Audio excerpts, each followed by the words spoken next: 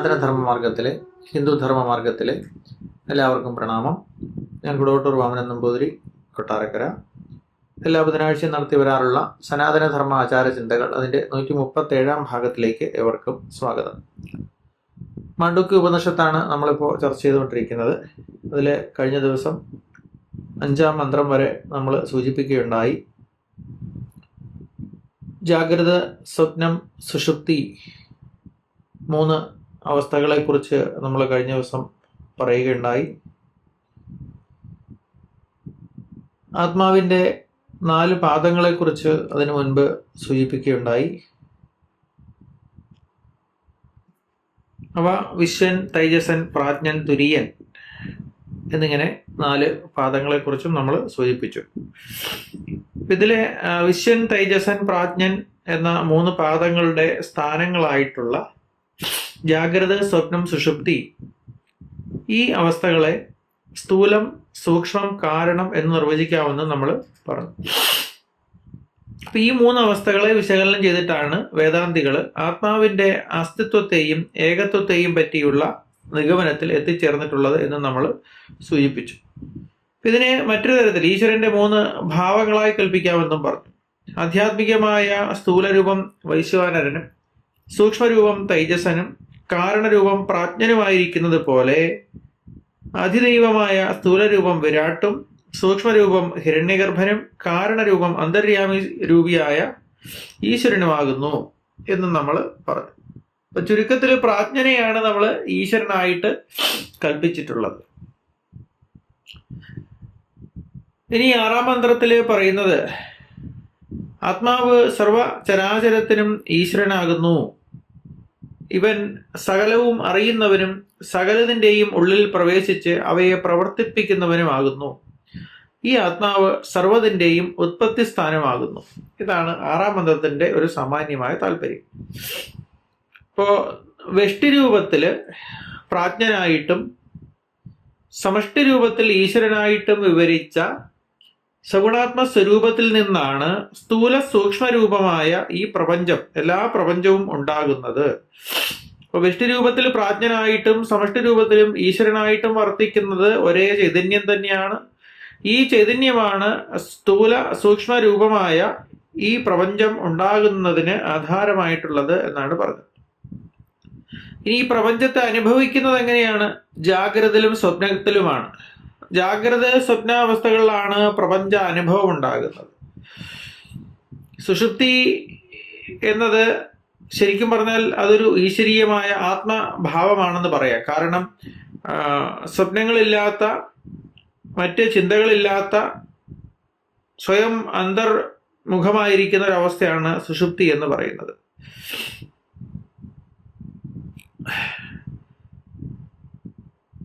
അപ്പൊ ഇവിടെ പ്രാജ്ഞനും ഈശ്വരനുമായിരിക്കുന്ന സഗുണ സ്വരൂപമാണ് എല്ലാത്തിൻ്റെയും അന്തര്യാമിയും എല്ലാത്തിൻ്റെയും ഉൽപ്പത്തി സ്ഥാനവും.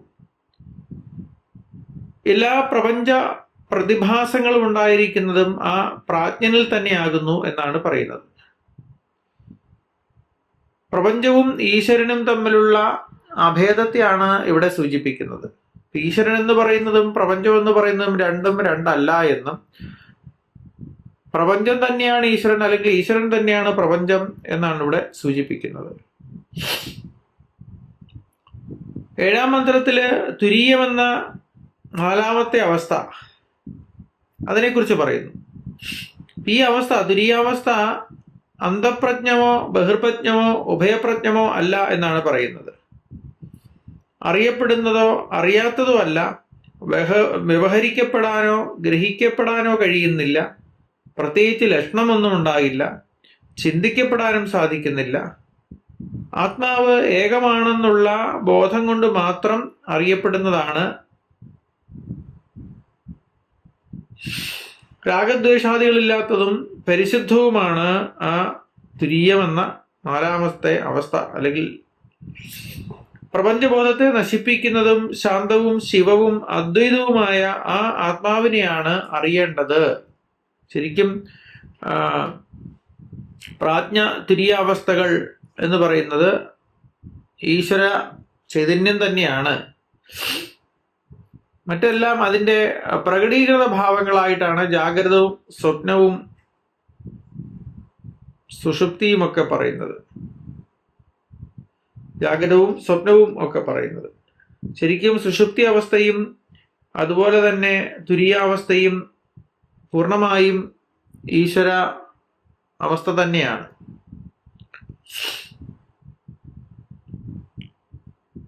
മറ്റൊരർത്ഥത്തില് ജാഗ്രത, സ്വപ്നം, സുഷുപ്തി ഈ അജ്ഞാനജന്യങ്ങളായിട്ടുള്ള മൂന്നവസ്ഥകളിലും മാറ്റമില്ലാതെ നിൽക്കുന്നതും അജ്ഞാനം നശിച്ച് ഈ മൂന്നവസ്ഥകളും ഇല്ലാതാകുമ്പോഴും അവശേഷിക്കുന്നതുമായ ആത്മാവിനെയാണ് തുരീയം എന്ന് പറയുന്നത്. ഇപ്പൊ സുഷുപ്തി എന്നത് ഈശ്വര അനുഭവം അല്ലെങ്കിൽ ഈശ്വര സാക്ഷാത്കാരവുമായി ബന്ധപ്പെട്ട കാരണമാണ് സുഷുപ്തി എന്ന് നമ്മൾ നേരത്തെ സൂചിപ്പിച്ചു. അല്ലെങ്കിൽ കാരണമാണ് പ്രാജ്ഞൻ. ആ പ്രാജ്ഞൻ തന്നെയാണ് സുഷുപ്തി അവസ്ഥയിൽ ഉള്ളത് എന്ന് നമ്മൾ അതുമായി ബന്ധപ്പെടുത്തി പറയുകയുണ്ടായി. അപ്പൊ ഇവിടെ ഈ മൂന്ന് അവസ്ഥകളിലും മാറ്റമില്ലാതെ നിൽക്കുന്ന അജ്ഞാനം നശിച്ച അജ്ഞാനം നശിച്ച് ഈ മൂന്ന് അവസ്ഥകളും ഇല്ലാതാകുമ്പോഴും അവശേഷിക്കുന്നതാണ് തുരീയം എന്ന് പറയുന്നത്. അതാണ് ആത്മാവിന്റെ പൂർണ്ണമായ ഭാവം. തുരീയത്തിൽ അജ്ഞാനമില്ലാത്തതിനാൽ ഭിന്നത്വം ഉണ്ടാകുന്നില്ല,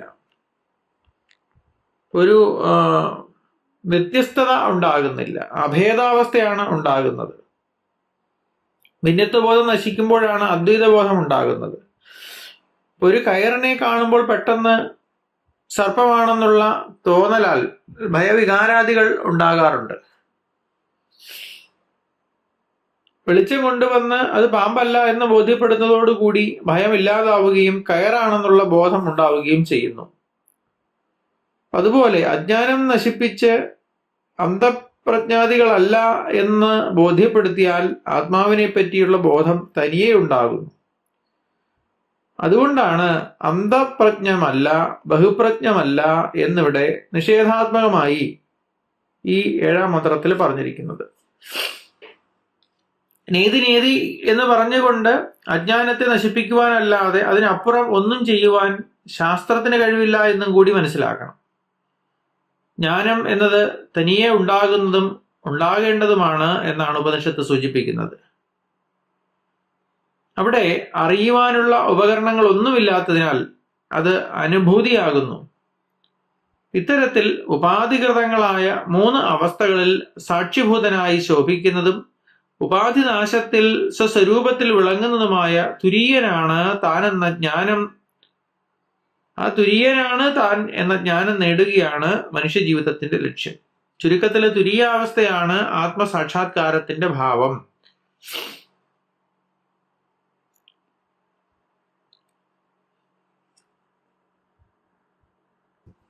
അപ്പൊ ഇത്രയും ആത്മാവിനെ കുറിച്ച് സൂചിപ്പിച്ചുകൊണ്ട്, ആത്മാവിന്റെ 4 പാദങ്ങളെക്കുറിച്ച് പറഞ്ഞുകൊണ്ട്, അത് എങ്ങനെയാണ് ഈശ്വരനുമായി ബന്ധം വരുന്നത് എന്ന് സൂചിപ്പിച്ചുകൊണ്ട്, വിവിധ അവസ്ഥകൾ സൂചിപ്പിച്ചുകൊണ്ട് ഈ 7 മന്ത്രങ്ങളെ കൊണ്ട് ആത്മാവിന്റെ വിവിധങ്ങളായ ഭാവങ്ങളും അതിലേത് ഭാവത്തിലാണ് ഈശ്വര ചൈതന്യം സമ്പൂർണമായി നിലനിൽക്കുന്നത്, അതായത് ജ്ഞാനതലം, അനുഭവതലം, ജാഗ്രത, സ്വപ്നം തുടങ്ങിയ അനുഭവതലങ്ങൾ, സുഷുപ്തി എന്ന ആത്മഭാവത്തിന്റെ കാരണതലം, അവയെക്കുറിച്ച് പറഞ്ഞു. വിശ്വം, തൈജസൻ, പ്രാജ്ഞൻ, തുര്യൻ എന്നിങ്ങനെ 4 അവസ്ഥകളെക്കുറിച്ചുമൊക്കെ സൂചിപ്പിച്ചുകൊണ്ട് 7 മന്ത്രങ്ങളിലായിട്ട് സൂചിപ്പിച്ചിരിക്കുകയാണ്. ഇനി 8-ാം മന്ത്രം മുതൽ ഈ ആത്മാവും ഓങ്കാരവും തമ്മിലുള്ള ബന്ധം എന്താണ് എന്നാണ് സൂചിപ്പിക്കുന്നത്. അല്ലെങ്കിൽ ആത്മാവിനെ ഓങ്കാരവുമായി എങ്ങനെയാണ് ബന്ധിപ്പിച്ചിട്ടുള്ളത്? നമ്മൾ നേരത്തെ പറഞ്ഞു, ഓമാണ് ഈ പ്രപഞ്ചത്തിന്റെ ആധാരമായിട്ടുള്ള അല്ലെങ്കിൽ ഉൽപ്പത്തി കാരണമായിട്ടുള്ള ശബ്ദം എന്ന് പറഞ്ഞു. ആ ഉൽപ്പത്തി ശബ്ദമായ ഓങ്കാരവും ആത്മാവും തങ്ങളിൽ എങ്ങനെയാണ് ബന്ധപ്പെട്ടിരിക്കുന്നത് എന്നാണ് അടുത്ത 4 മന്ത്രങ്ങളിലൂടെ സൂചിപ്പിക്കുന്നത്. അപ്പോൾ അത് നമുക്ക് അടുത്ത ദിവസം ചർച്ച ചെയ്യാം. ഇന്നത്തെ പ്രഭാഷണം ഇവിടെ അവസാനിപ്പിക്കുകയാണ്. അതിൻ്റെ ഫോൺ നമ്പർ 94 47 30 62 73. നമസ്തേ.